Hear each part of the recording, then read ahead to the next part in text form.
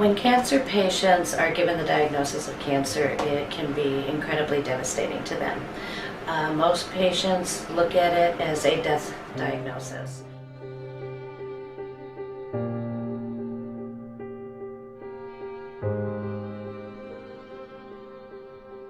Whereas cancer these days is not always a death diagnosis, and in many cases is not.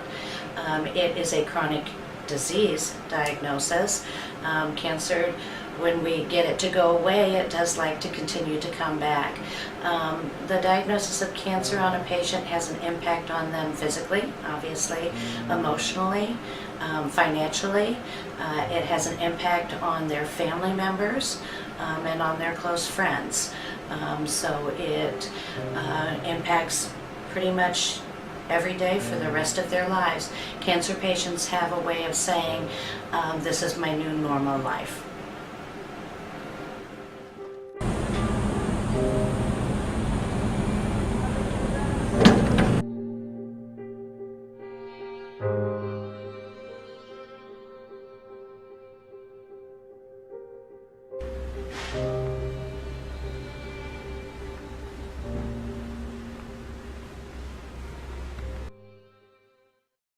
Clinical research is imperative in being able to understand better the types of diseases that we're treating and the best ways to treat them.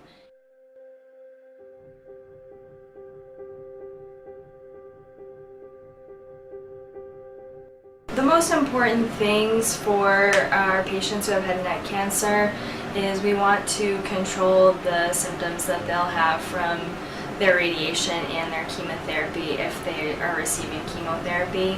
And we give prophylactic medications that will prevent nausea, because a lot of our patients who get chemotherapy get very nauseous after they receive it. And we also teach our patients how to care for their skin properly while they're getting their radiation treatment. And because as the weeks go on, their skin can get very irritated, so we give them creams and gels and things like that to keep their skin from getting too inflamed. We also sometimes periodically will give our patients IV fluids during the course of their treatment, because during their treatment it can become more and more difficult for them to keep up with their fluid intake, and so the IV fluids help them stay hydrated.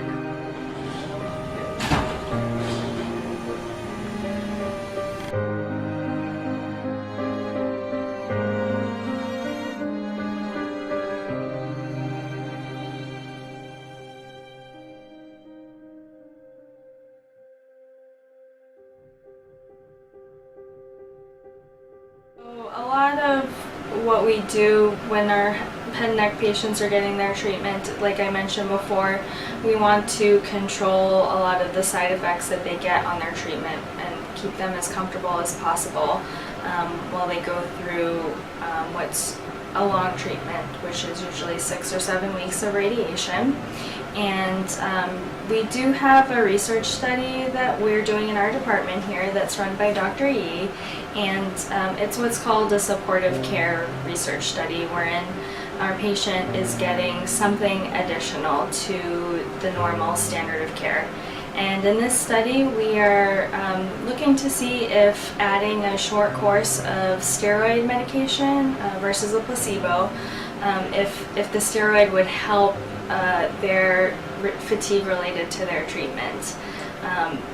As the weeks go on, our patients tend to get more tired, and sometimes that can lead to treatment breaks along with other side effects that they may be experiencing. So the goal of the study is to help them with those things, and that's one example of how research can play a role in the treatment of head and neck cancer.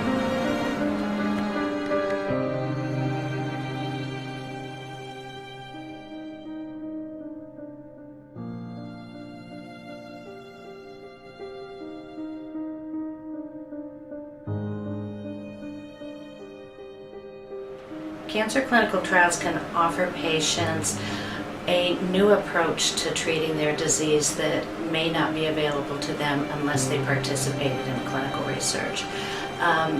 Because of the way our federal government is in ensuring protection of all of our citizens, if you want to try a new therapy on a patient, you typically will have to do it under very controlled settings, and that's called a clinical research. So when patients would like to be able to try and maybe improve what their outcome can be because there is a new drug out there, a new way to deliver radiation, that type of thing, the only way that they can gain access to that is through a clinical trial. So clinical trials are very important to patients. They're very important to us gaining more knowledge, and they are the only thing that can answer questions for us and help us to continue to improve what we can offer to our patients.